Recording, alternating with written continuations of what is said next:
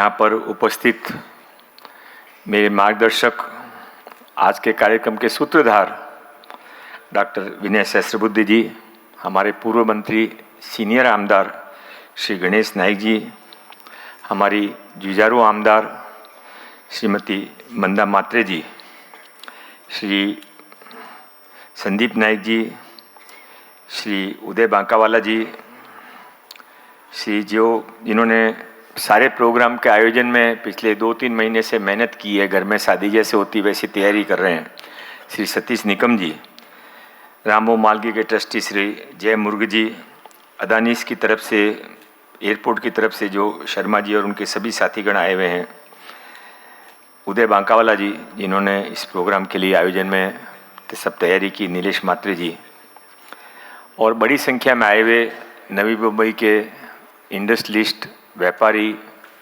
Airport से संबंधित जुड़े हुए लोग, स्किल से संबंधित जुड़े हुए लोग और बड़ी संख्या में जो विद्यार्थी यहाँ पर आए हैं।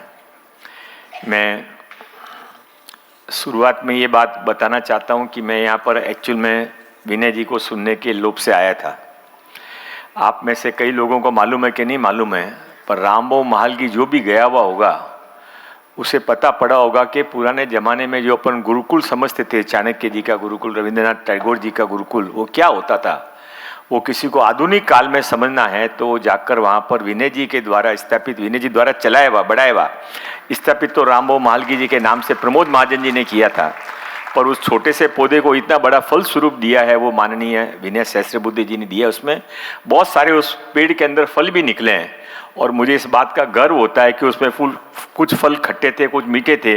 खट्टा मीठा क्या हूँ मुझे पता नहीं, पर मैं भी उनका ही द्वारा तैयार किया हुआ एक विद्यार्थी हूँ। रामबाबू महालगी के अंदर राजनीति की शिक्षा लेने का जो सौभाग्य बहुत कम लोगों को मिलता है, वो विनय जी के नेतृत्व में मुझे भी मिला था। मैं लगातार वहाँ पर आता जाता रहता हूँ और अटल इंक्यूबेशन सेंटर, कई सारे इंक्यूबेशन सेंटर बने, पर अटल इंक्यूबेशन सेंटर में ऐसी क्या खासियत है कि नीति आयोग कुछ भी शुरू हो तो सबसे पहले अटल इंक्यूबेशन सेंटर को पूछता है कि भाई ये स्कीम ला रहे हैं, इसके बारे में आप बताइए। स्कीम के जो लोग लागू करने वाले बेनिफिशियरी, उनसे ही पूछा जाता है कि इस स्कीम में क्या चेंज किया जाए ताकि ये स्कीम लोगोपयोगी बने।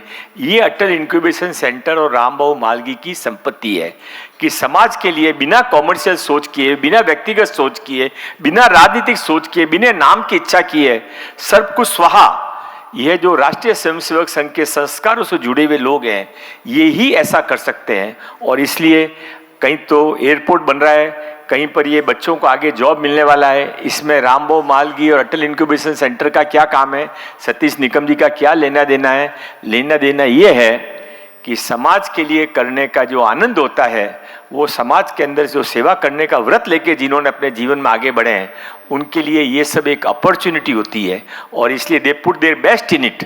दैट इज द रीज़न आज इन्होंने जो पैनलिस्ट की लिस्ट मैं भी देख रहा था, वो पैनलिस्ट की लिस्ट इतनी अच्छी है कि जो कोई यहाँ पर आया है, जो कुछ सुन के जाएगा, नोट बना के जाएगा, उसको कुछ न कुछ फायदा ही होगा। 2 तरीके से ऐसे कन्वेंशन में भाग लिया जाता है। एक तो किसी ने बुलाया है, किसी ने कहा है हमारी संस्था का कोई रिप्रेजेंटेशन करना चाहिए, तो मैं जाके बैठता हूँ। और दूसरे वो लोग होते हैं जो अपॉर्चुनिटी का फ़ायदा लेते हैं और जो यहाँ पर खूब सारे 8-10 भाषण होंगे, उसमें एक भाषण में से आपने 2 सेंटेंस भी समझ लिए कि ये चीज़ मेरे पर लागू होती है, तो आपका यहाँ पर आना भी सफल हो जाएगा और इनकी मेहनत इस कार्यक्रम के लिए सफल हो जाएगी। ये सारा पर्पज इसके पीछे, ये महावीर इंटरनेशनल जैसी संस्था भी इसमें लगी हुई है, सिडको भी इसमें लगा है, MMRDA भी लगा है, सबको इसमें जुड़े हुए इसके लिए हैं क्योंकि ये समाज का कार्यक्रम है।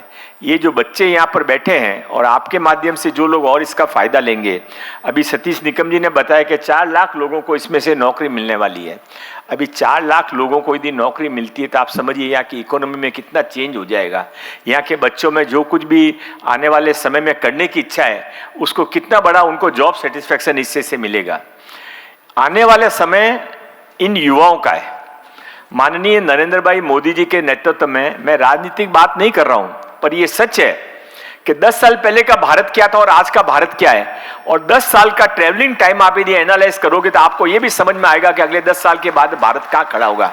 तो अगले 10 साल के भारत के जो होगा उसमें स्टेज में हम में से बहुत लोग, कम लोग होंगे, पर ये बच्चों में से कोई जरूर यहाँ बैठकर, आगे बैठकर हमारे को समझा रहा होगा।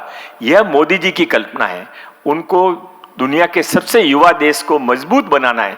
केवल युवा देश तो प्रकृति से बन गया है, पर युवा देश मजबूत कैसे बने, हमारे बच्चों के अंदर कैसे ज्यादा से ज्यादा स्वरोजगार की भावना का निर्माण हो, सेल्फ एम्प्लॉयमेंट। बहुत पहले कहा जाता था कि जॉब करने की बजाय जॉब देने की भी भावना करने की हिम्मत रखो आप, और ये मोदी जी ने कर बताया है। मेरे पास स्किल डिपार्टमेंट है, स्किल डिपार्टमेंट में आपको मैं पूरे विश्वास के साथ में कह सकता हूं, अभी मुझे यहां पर बताया गया कि हम स्किल सेंटर शुरू करना चाहते हैं।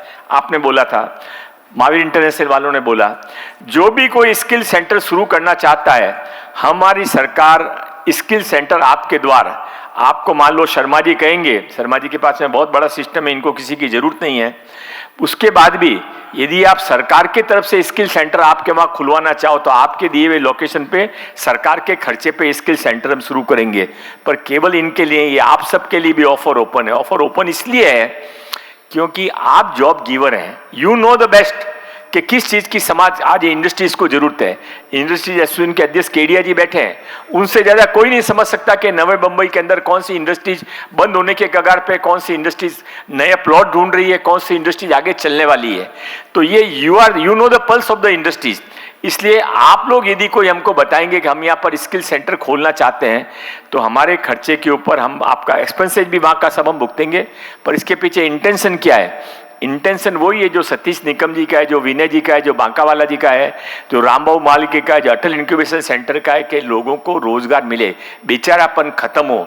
एक कोई बहुत बड़े बन जाए, 1000 लोग अरबपति खरबपति बन जाएं और 1 लाख लोग ऐसे ही नीचे बैठे रहें, ये मोदी जी को स्वीकार नहीं है।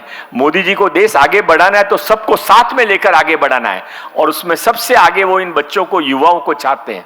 और इसके लिए ये जो सारा कार्यक्रम यहाँ पर हो रहा है, उसको मन से मैं बहुत बहुत शुभकामनाएं देता हूँ। आज स्टार्टअप डे है। आपकी जानकारी के लिए, विनय जी को तो जानकारी है ही, फिर भी भारत में सबसे ज्यादा नंबर 1 स्टार्टअप कहीं पर चलता है तो वो महाराष्ट्र उसमें नंबर 1 है। पर महाराष्ट्र के नंबर 1 के अंदर भी यदि आज के कार्यक्रम के बाद में नवी मुंबई नंबर 1 आ जाता है तो आपको भी आनंद होगा, मुझे भी आनंद होगा, क्योंकि ये मेहनत जो हुई है, ये बहुत बड़ी मेहनत के बाद ऐसे कार्यक्रम होते हैं। इन लोगों को बुलाना, आप सबको बुलाना, स्पीकर्स को बुलाना, कोऑर्डिनेशन करना, और ये सब किसके लिए? ये सब में इनको कुछ पाना नहीं है, केवल मन का सेटिस्फेक्शन है कि हमने समाज के लिए किया।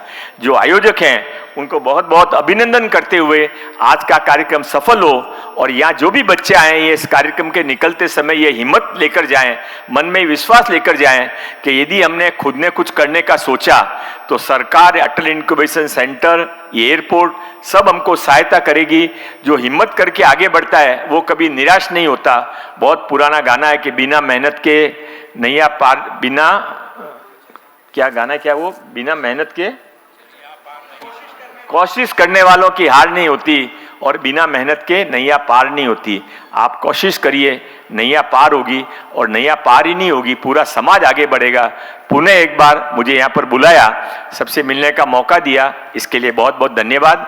कार्यक्रम सफल हो, कार्यक्रम ऐसे बार बार हो, ये कार्यक्रम इतना अच्छा हो कि इस कार्यक्रम का बिना गुरुदक्षिणा दिए हुए लोग कॉपी कैट कर सकें। बहुत बहुत धन्यवाद।